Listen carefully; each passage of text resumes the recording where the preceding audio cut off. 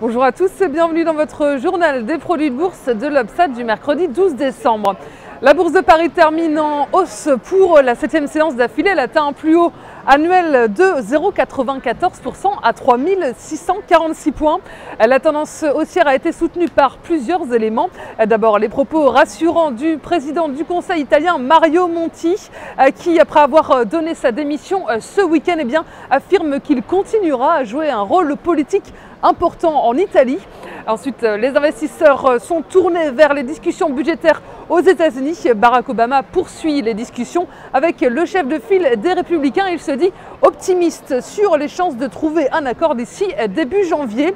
Autre élément positif, la Fed entamait hier une réunion de 2 jours qui devrait aboutir sur de nouvelles mesures de soutien pour l'économie américaine.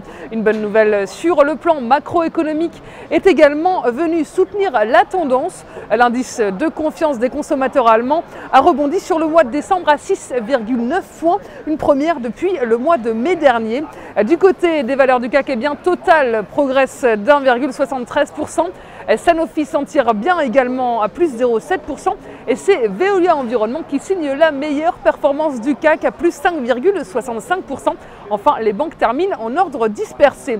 À Wall Street, les marchés ont évolué dans le vert tout au long de la séance. On a un Dow Jones qui progresse de 0,59% et un Nasdaq qui gagne 1,48%. Les investisseurs étaient rivés sur la question du mur budgétaire aux États-Unis alors que l'échéance s'approche à grands pas. Républicains et démocrates doivent en effet s'accorder d'ici début janvier, sans quoi le pays risque de plonger dans une nouvelle récession. Les investisseurs espèrent aussi des annonces favorables de la part de la BCE, la Banque centrale américaine, qui entamait donc hier sa réunion jusqu'à aujourd'hui. Un tour du côté des valeurs à suivre, l'assureur américain AIG gagne 2,49%, Texas Instruments est à plus 1,61% et Delta Airlines engrange 1,87%. Enfin, côté change, l'euro regagne du terrain à 1,2959 $, soutenu par les déclarations rassurantes de Mario Monti sur le front des matières premières. Le pétrole WTI perd 0,35% à 86,83 $. Les volumes sont en hausse sur le marché des produits de bourse avec 27 millions d'euros échangés dans une séance de hausse.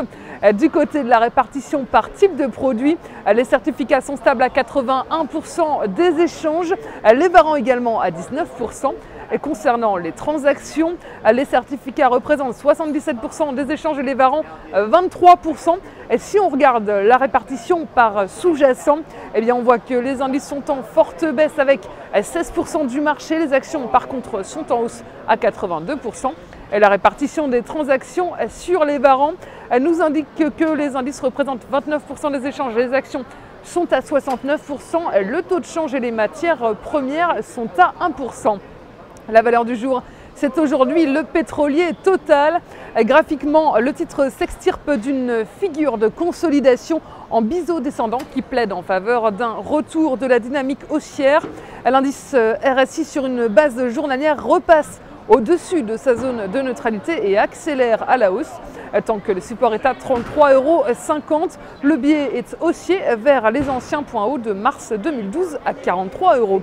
La stratégie qui vous est proposée pour jouer cette valeur, c'est l'achat du Warrant Call Total à 2752 T d'Unicredit au prix d'exercice de 45 € et d'échéance au 1er mars 2013. Voilà, c'est tout pour aujourd'hui. Très bonne journée et à demain.